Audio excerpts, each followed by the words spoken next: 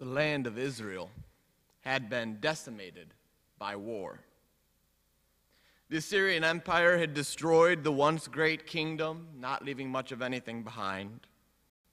And the destruction of war, combined with the declining worship of the nation, left the people in a spiritual desert. The countryside was littered with idols, sacrificial altars, high places, places for burning incense, all signs that the people trusted the gods close at hand more than the unseen God of their ancestors. And so Hezekiah initiates sweeping reforms that are so powerful that if you visit Israel today, you can still see the pieces of the broken high places around the countryside. He calls the people together for Passover, but much of the north doesn't want to come. And those that do come, well, they really aren't properly purified.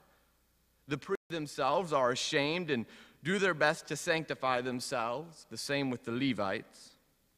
And then the purified Levites step in and slaughter paschal lambs for those who aren't sufficiently clean. But still, at the end of the day, when the time for eating the paschal lamb comes, the people simply are not clean enough, and they violate Passover. You see, the worship of the people had deteriorated so much that there was simply no longer any way of band-aiding it. In our church, in our ministry, no matter what we do, we will still run into issues. Try hard as you might, there will always be those for whom the worship service just didn't work. Those for whom it wasn't traditional enough or relevant enough or fast enough or slow enough. Alongside of that, we know. As we wrap ourselves in those cassocks or albs, we know that we are covering up some brokenness.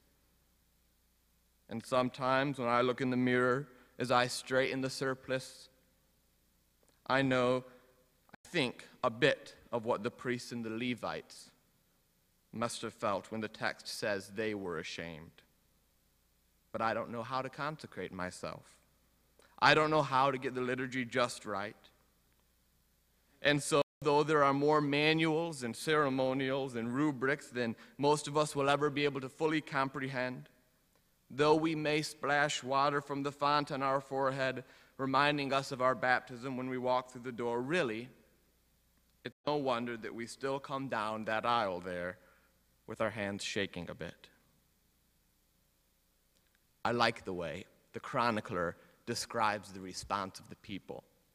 He's very careful to note that those who did come to the festival did so because of the force of God within them, not because of the might of Hezekiah's decree. Even with the people of Judah, and you'd think that as a native Judean, which the chronicler is, at least he might say they came because of their own goodness, but even with them, he notes that they came because the hand of God was upon them. Of course, God called this revival, not Hezekiah. And after everyone's tried to sanctify everything, to get everything as pure as possible for the great feast, when still dirty hands touch the paschal lamb, Hezekiah remembers. He remembers the vision of the great King Solomon earlier in 2 Chronicles 7, when Yahweh spoke to the wise king, saying, "If my people who are called by my name humble themselves, pray, seek my face, and turn from their wicked ways, then I will hear from heaven, and I will forgive their sin and heal their land." As the best efforts of the people are stretched thin, Hezekiah prays. And God hears. The text says God healed the people. And so the people decide that they need 7 more days of rejoicing. But where does that leave us? With our piles of books trying to get a grasp on this thing, with our sinfulness only partially covered by black cassocks and long surplices, where does this text leave us? As we stand outside the door of the sacristy, post-it notes carefully placed throughout the prayer book, ribbons marking pages, everything carefully thought out and rehearsed.